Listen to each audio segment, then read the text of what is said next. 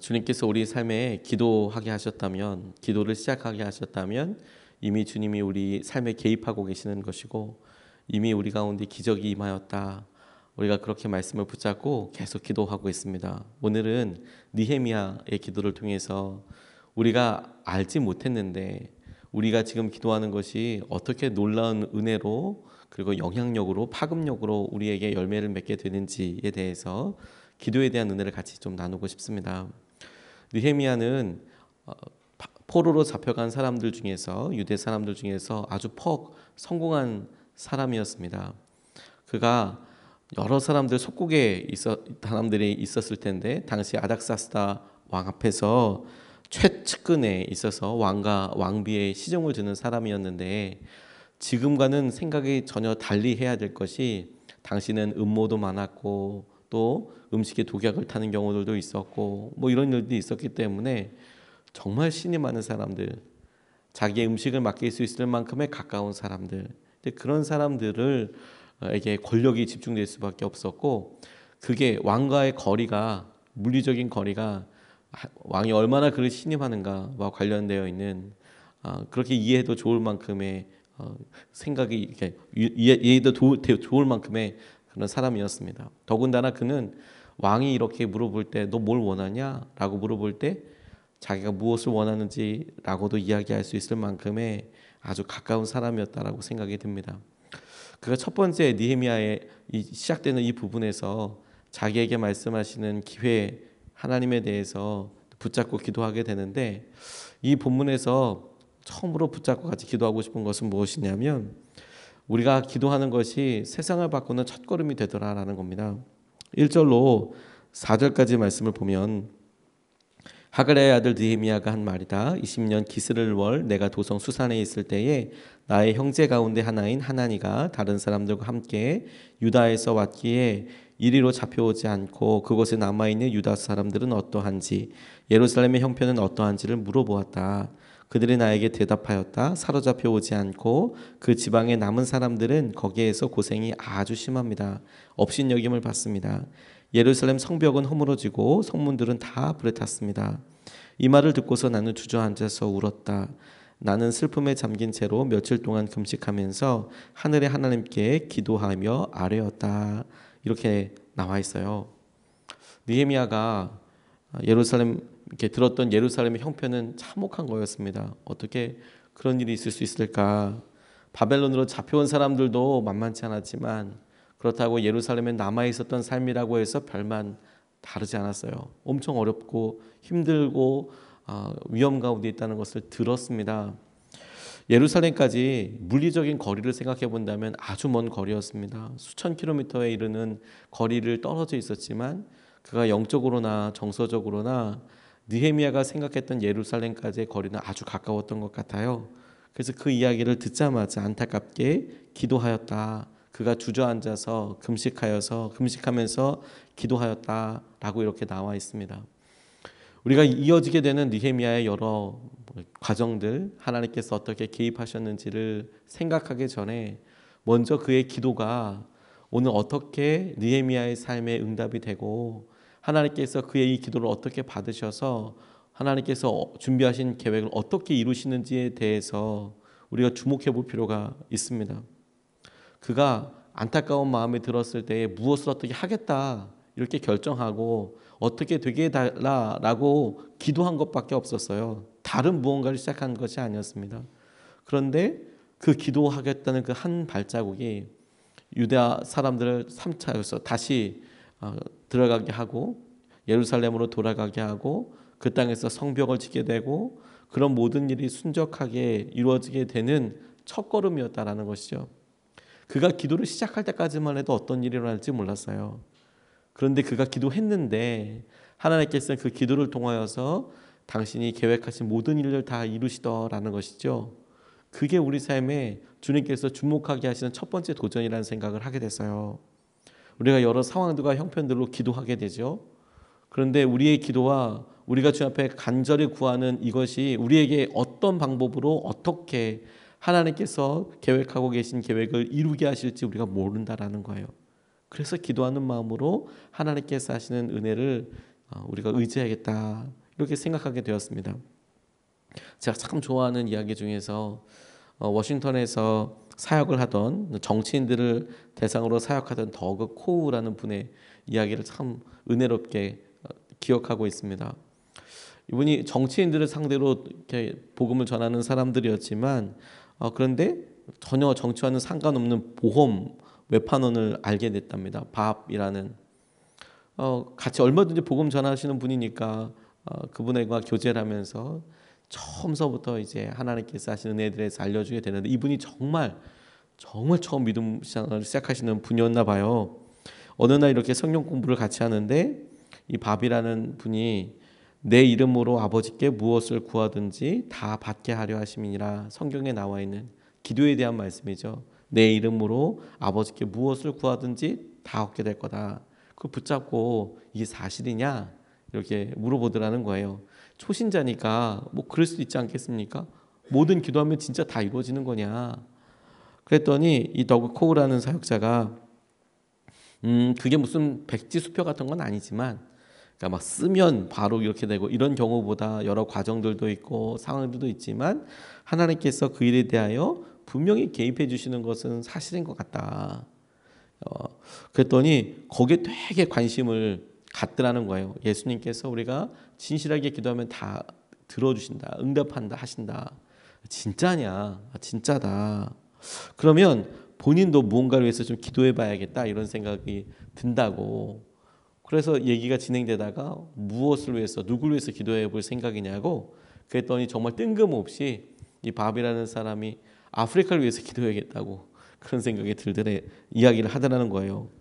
그래서 사역자가 좀 범위가 넓으니까 한 나라를 위해서 좀 생각해 보는 게 어떻겠습니까? 그랬더니 케냐가 좋을 것 같다고. 그래서 케냐에 아는 사람이 있냐고 그랬더니 아는 사람은 없고 가본 적도 없고 그런데 그냥 케냐를 위해서 기도했으면 좋겠다고. 진짜 단순한 아무것도 없었는데 아프리카의 케냐를 위해서 날마다 기도해서 하나님이 어떤 일을 하시는지 내가 보고 싶다. 그냥 이야기를 하는데 이렇게 진행이 된 거예요. 그런데 아마 이 사역자가 더그 코우라는 분이 그것에 좀 열심을 내보도록 좀 도전하기 위해서 아마 그러셨나 봐요. 6개월 동안 우리 날마다 케냐를 위해서 한번 기도해보자. 날마다 6개월 동안. 그리고 6개월 동안 당신이 케냐를 위해서 하루도 빼지 않고 기도한다면 우리 뭔가 좀 서로 내기를 한번 해보자. 하나님께서 분명히 역사하실 텐데. 그래서 이 밥이 6개월 동안 하루도 빼놓지 않고 기도하는 것을 전제로 해서 기도하는 거 안 하면 이미 지는 거고 근데 만약에 6개월 동안 기도했는데 아무 일도 안 일어나면 밥과 뭐 어떤 관계든지 뭐 일어나지 않으면 그러면 더그 코우가 밥에게 내기를 지는 걸로 하고 그래서 내기를 걸었어요. 꽤 많은 돈을 걸었더라고요. 500달러 50만 원 정도 되는 돈이죠. 6개월을 기도하는 걸로 하고 한번 해보자. 날마다 기도했답니다. 아무 일도 일어나지 않더래요. 근데 그 기도를 한참 하다가 많이 지나갔는데 이 밥이 저녁 만찬에 참여하게 됐는데 만찬에 이렇게 테이블에 이렇게 앉아서 같이 이야기하는데 세상에 놀랍게도 서로 무슨 일을 하는지 소개하는 시간이 있었대요. 근데 바로 앞에 있는 어떤 분이 소개를 하는데 여성분이었는데 케냐에서 고아원 운영을 돕고 있다 이런 이야기를 하더라는 겁니다. 이 밥이 벌써 500달러가 날아가는 그런 생각이 들더래요. 그래도 너무 신기해서 계속 물었답니다. 그냥 가만히 그 전까지만 해도 그냥 가만히 있게 있다가 여기 가야지. 아이고 힘들다 이러다가 케냐에서 왔다니까 그분한테 계속 이제 말을 건너오는 거죠. 어떠냐, 상황은 어떠냐, 무슨 일이냐, 케냐는 어떠냐, 뭐 어디에 있냐, 뭐 그런 걸 계속 물어보니까 너무 이렇게 갑자기 활발하게 물어보니까 이분이 되게 놀라서 우리나라에 큰 관심이 있으시군요. 케냐에 와보신 적 있으세요? 그랬더니 아니요 이렇게 이야기하더라는 겁니다. 케냐에 아는 사람이라도 있어요? 전혀 없다고. 그런데 그렇게 관심이 많으세요? 그래서 우리 내기했다고 이렇게 이야기가 더 깊이 이야기가 되니까 그녀가 밥에게 혹시 케냐를 방문해서 고아원을 둘러보시겠냐고 그렇게 관심 있으면 자기가 고아원 관련된 일을 하고 있는데 한번 오셔서 한번 보시겠냐? 그랬더니 밥이 정말 가고 싶다고 이야기를 하더라는 겁니다. 그래서 너무 놀라서 날짜를 잡고 초청을 했대요.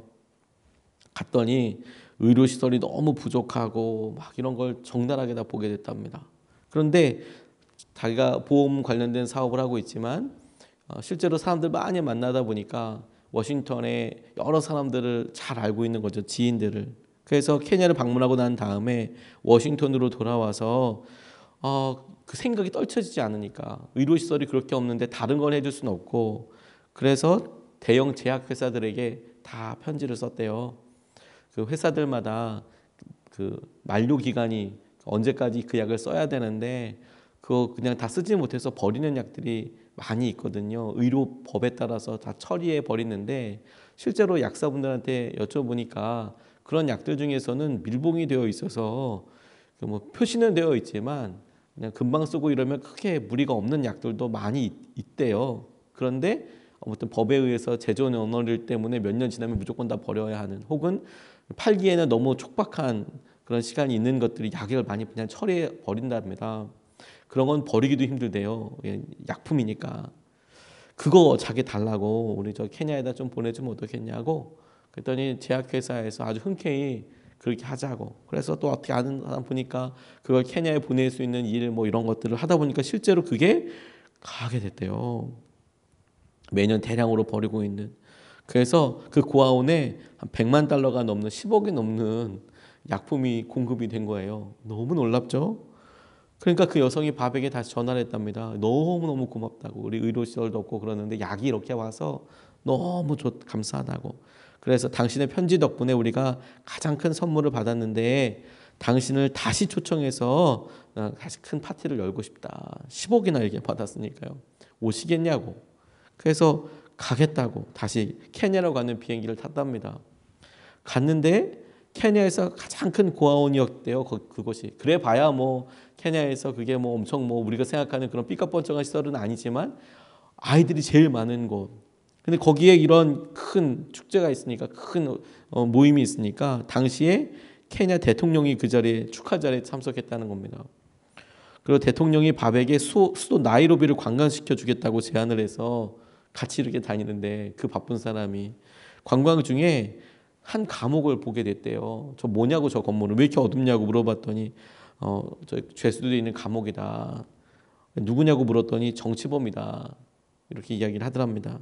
그런데 진짜 뜬금없이 이런 처사는 옳지 않습니다. 저들을 풀어줘야 합니다.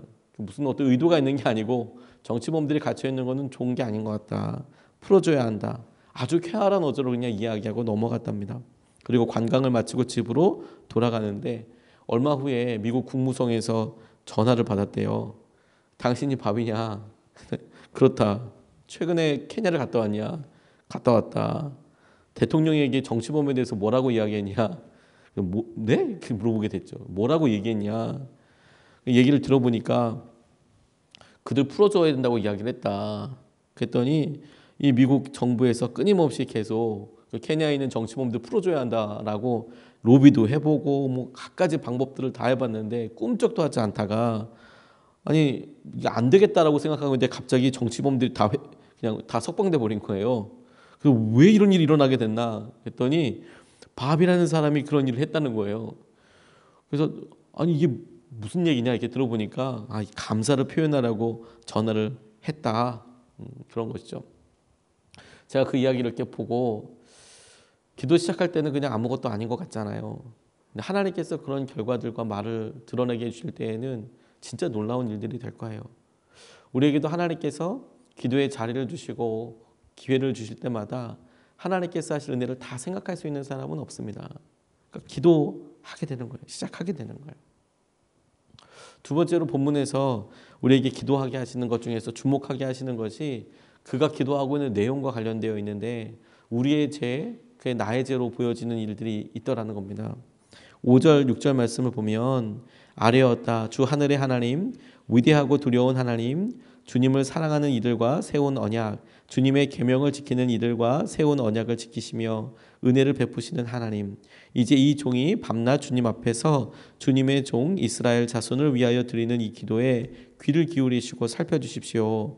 우리 이스라엘 자손이 주님을 거역하는 죄를 지은 것을 자복합니다. 저와 저의 집안까지도 죄를 지었습니다. 이렇게 이야기하고 있습니다. 느헤미야가 했던 기도의 내용은 회개이죠. 회개. 그런데 그의 회개를 가만히 생각해 보면 그가 하나님께서 허락하셨던 약속들을 기억하고 하나님께서 은혜를 베푸시는 분이시라는 것에 대해서 기억합니다. 고백합니다. 하나님께 기도하면서 이스라엘의 죄에 대해서 회개해요. 우리가 패역했습니다. 그런데 이스라엘의 죄, 이스라엘이 우상 숭배를 하고 하나님을 의지하지 않았던 것에 대해서 회개 기도하는 것에 대해서는 이해가 되죠. 근데 이어서 자신과 자신의 집안에 대해서 기도하고 있어요. 우리도 똑같은 마음으로 죄를 지었습니다 라고 이야기하고 있는 겁니다. 그런데 가만히 계산하고 생각해 보면 느헤미야가 태어났을 때에는 예루살렘 성이 이미 함락되고 난 이후였을 거예요. 다시 말해서 예루살렘 성이 함락되게 된 이후 그들이 우상 숭배하고 하나님을 의지하지 않고 있었던 이스라엘의 패역함을 보였을 때에는 느헤미야는 살아있을 때가 아니었습니다. 잡혀오고 뭐 아무리 그의 나이를 갖다가 생각해봐도 BC 586년 경이라고 한다면 뭐 지금 이 440년대 한 적어도 80년 정도의 터울이 있는데 뭐 느헤미야가 100살이 넘었던가 아니면 그가 실제로 바빌론에서 태어났던가 또 그렇게 계산을 해야지 이게 맞거든요. 그러니까 내 죄라고 이야기하기에는 굉장히 이 인터벌이 너무 큰 거예요. 근데 그럼에도 불구하고 이걸 자신의 죄라고 이야기하고 있거든요. 근데 그 고백한 이유가 자기가 실제로 이스라엘의 죄와 자신의 집안의 죄가 자신에게도 느껴졌기 때문일 거라는 생각이 들었어요. 그건 그가 죄를 지었기 때문에 고백하는 것이라기보다는 그가 하나님 앞에 기도하고 났더니 기도하는 여러 내용들과 하나님 앞에 서고 나니까 죄에 대해서 더 민감해지게 되는 것이죠. 하나님, 제가 나라가 이렇게 힘들고 세상이 이런 데도 기도하지 않았습니다. 하나님, 저도 똑같습니다. 우리 조상들의 죄 그냥 그것으로 끝나는 것이 아니라 이게 내 죄였군요. 내가 기도해야 될 것이군요. 그렇게 기도하게 되었다는 점에 대해서 주목하게 됐어요. 주님이 갖고 계시는 시선에 대해서 그가 알고 주님께서 갖고 계셨던 여러 마음을 그가 안타까운 마음으로 기도하고 있는 것이죠. 제가 단기 선교를 준비하던 청소년 아이들 이야기를 들은 적이 있어요. 이 아이들이 단기 선교에서 준비하는데 하루는 기도 날이 북한을 위해서 기도하는 거였답니다. 근데 아이들이 북한 잘 모르잖아요. 북한을 위해서 기도하자고 하니까 기도 시간이 영 밍숭맹숭하더래요. 얘들아, 우리 북한 사람들이 힘들어, 굶고 있어, 핍박받고 있어, 우리 같이 기도하자. 그렇게 얘기하더라도 마음이 이렇게 막 이렇게 기도하기보다는 그냥 밍숭맹숭한 거예요. 기도가 잘 되지 않고 되면 어린 아이들이 기도하니까요. 사실 그걸 놓고 기도해도 우리가 거기에 대한 깊은 이해가 없으면 마음으로 진정 이렇게 터져 나오는 기도를 하는 게 쉽지 않거든요. 그런데 그의 마음에 안타깝게 이렇게 기도하다가 그걸 인도하던 전도사님이 그래 얘들아, 나 너희들 마음 충분히 이해한다. 그러니까 먼저 우리 북한을 놓고 기도하지 말고 몇 번 기도하다 보니까 영 기도 시간이 희한해서 우리 하나님 아버지의 마음을 좀 구해보자. 북한 땅을 향한 하나님 아버지의 마음을 좀 구해보자. 하나님은 어떤 마음이실까? 하나님은 어떤 생각을 하실까? 어떻게 힘들어하실까? 우리 그걸 놓고 같이 먼저 기도하자. 그리고 이렇게 기도하고 그리고 아이들 마음속에 하나님은 이러실 것 같아. 이런 고백들이 하나씩 둘씩 올라오니까 자, 이제 우리 다시 한번 북한을 놓고 기도해보자. 하나님 북한 보고 어떤 마음이실까? 하나님께서 어떤 계획을 가지고 계실까? 얼마나 답답하실까? 우리 그걸 놓고 기도해보자. 그런데 아이들 마음속에 정말 성령이 터치가 있겠다. 이게 우리의 잘못이고 우리가 가야 될 것이고 우리의 사명이고 우리가 마땅히 기도해야 될 것이고 그런 동의와 고백들이 막 일어나더라는 이야기를 들은 적이 있어요. 우리가 주님의 마음을 아는 것, 하나님 아버지의 마음을 아는 것, 우리가 그 마음으로 보면 우리 삶에 우리랑 상관없었다고 생각하는 것들이 다 우리의 기도 제목이 돼요. 그리고 그것을 기도하고 나아가는 것을 통해서 하나님께서 우리에게 주님의 은혜를 경험하게 하실 거예요. 우리의 죄를 나의 죄로 여기고 죄에 더욱 민감해지기를 원합니다. 그래서 정결한 삶을 살게 되기를 원합니다. 하나님께서는 본문 말씀을 통해서 우리에게 그 기도에 대해서 깨어있게 하실 줄로 믿습니다. 오늘 두 가지 같이 나눴는데요. 첫 번째는 우리가 지금 드리는 이 기도의 시작, 이 기도가 어떤 결과가 있게 될지 모른다. 기대하는 마음으로 주님께서 우리에게 도전하시는 것에 순종하는 마음으로 기도하는 것이 너무너무 중요하다. 두 번째, 주님께서 우리가 아버지 마음을, 하나님 아버지의 마음을 놓고 기도할 때 우리에게 이 기도에 기름 부으심을 더하여 주셔서 나와 상관없었던 일이 나의 것이 되고 내가 이것으로 더 정결하여지고 주님께서 행하신 은혜와 마음을 보게 하여 달라고 그렇게 같이 나누고 기도했으면 좋겠습니다. 두 번 나눠서 같이 기도할 텐데 첫 번째로 같이 기도하고 싶은 것은